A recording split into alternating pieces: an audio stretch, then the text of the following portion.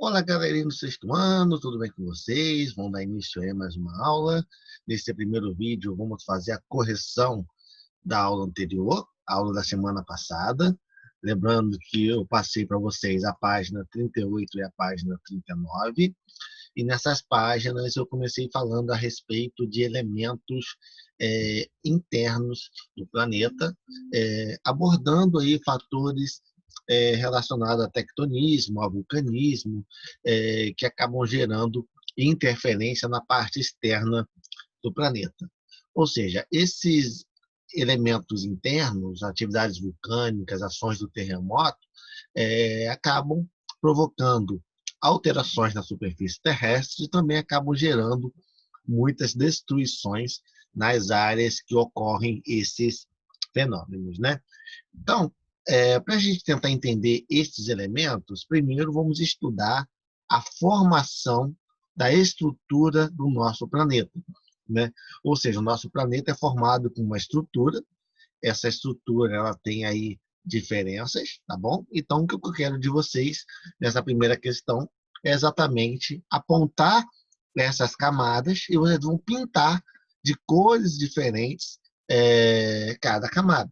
Então, eu tenho aí um núcleo interno, eu tenho um núcleo externo, eu tenho o manto e eu tenho a crosta terrestre, que é a litosfera.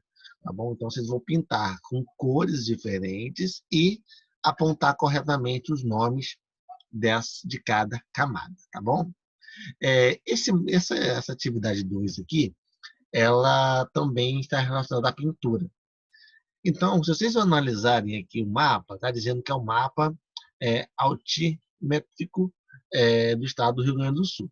Então, eu tenho aqui cores, tá bom? Vocês podem perceber que as cores são variadas, tá bom?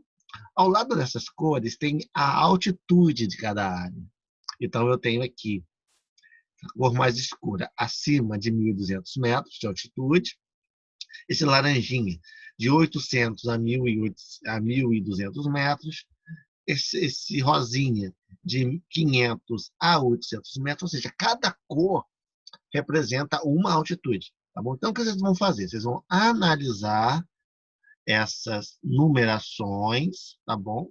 E vocês vão pintar essas áreas de acordo com cada numeração, tá bom? Ou seja, quando vocês pintarem, vocês vão ter a noção das áreas mais altas e das áreas mais baixas, ou seja, ter ali uma noção de como que é o relevo dessa região do Rio Grande do Sul, tá bom? Ou seja, tentar entender um pouco como que ocorre esse mapa das altitudes presentes no Rio Grande do Sul, tá bom, pessoal? Então, essa é a questão 2 da página 38. Na página 39, aí sim, já está falando um pouco mais sobre esses agentes internos de uma maneira mais prática. Então, nós temos uma imagem do vulcão nessa primeira questão da página 39. Então, diz assim, a imagem mostra um tipo de vulcão que possui um formato cônico, semelhante a uma montanha. Como podemos explicar esse formato cônico? Então, esse formato cônico, ele se forma a partir do acúmulo de erupções que vão acontecendo ao longo do tempo, e esse acúmulo de erupções acabam fazendo com que se forme esse vulcão no formato de uma montanha, tendo aí essa forma de um cone, tá bom? Letra B. Qual outro tipo de erupção vulcânica que nós estudamos? Na aula passada, eu falei que temos os vulcões de derrame. Esses vulcões de derrame acontecem quando a lava atravessa a crosta terrestre, onde tem uma fissura nessa crosta terrestre, ou seja, acaba tendo ali uma rachadura na crosta terrestre, e com isso, o magma aflora, chega à superfície em forma de lava. Tá bom? Então, essa é a erupções vulcânicas de derrame. Bom, seguindo. As erupções vulcânicas transformam a paisagem? Explique as suas respostas. Sim, modifica a paisagem. Essas erupções vulcânicas elas modelam a superfície terrestre, modelam o relevo terrestre e também acabam gerando mudanças no solo, acabam levando mudanças nas vegetações e também destrói construções humanas. Então, essas atividades vulcânicas realmente causam muito problema quando acontece em certas áreas na superfície terrestre. Vamos lá, letra D. Como é chamada a área com maior concentração de vulcão ativo no nosso planeta? Então, essa área é chamada de Círculo de Fogo do Pacífico. Tá bom? Então, essa área é a região que tem maior concentração de vulcões, sendo ali no Japão, na costa oeste dos Estados Unidos, costa oeste da América do Sul.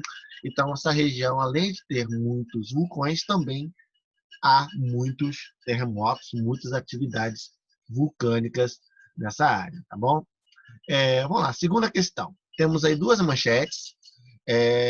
Vamos lá. Primeira manchete. Terremoto de magnitude 4,6 atinge o Amazonas. Vamos lá. Segundo item. Terremoto de 7,3 graus atinge o Nepal e deixa mortos. De acordo com o que você estudou, quais são as causas desse terremoto? Né? Então, a causa desses terremotos é justamente vibrações resultantes no processo interno ocorrido na crosta terrestre que liberam energia necessária para a sua ocorrência. Vale destacar que terremotos no Brasil, esse, no caso, foi um terremoto um pouco mais forte, mas, de certa forma, o Brasil não tem terremotos fortes assim, com magnitude tão elevada. Esse terremoto que ocorreu na Amazonas é uma exceção, tá bom? E como o Brasil não tem uma falha geológica, esse terremoto acaba sendo provocado por vibrações no interior do planeta ou algum terremoto que tenha acontecido próximo do Brasil, que acaba levando essas vibrações aqui para o nosso território. Vamos lá, classifique os terremotos citados na manchete de acordo com a escala Richter. Então, de acordo com essa escala Richter, o da Amazônia foi moderado, mas essa intensidade pode causar danos, tá bom? Mas o terremoto que atingiu o Nepal foi um terremoto de grandes proporções, com grandes destruições, e isso pode levar muitos danos materiais, pode causar muitas mortes, pode causar destruição de uma determinada área que foi atingida por esse terremoto, tá bom? Então aqui eu finalizo a correção da atividade. Daqui a pouquinho vídeo sobre o conteúdo atual, ok? Referente a essa matéria aí, tá bom, pessoal? Um grande abraço para todos, obrigado pela atenção de vocês.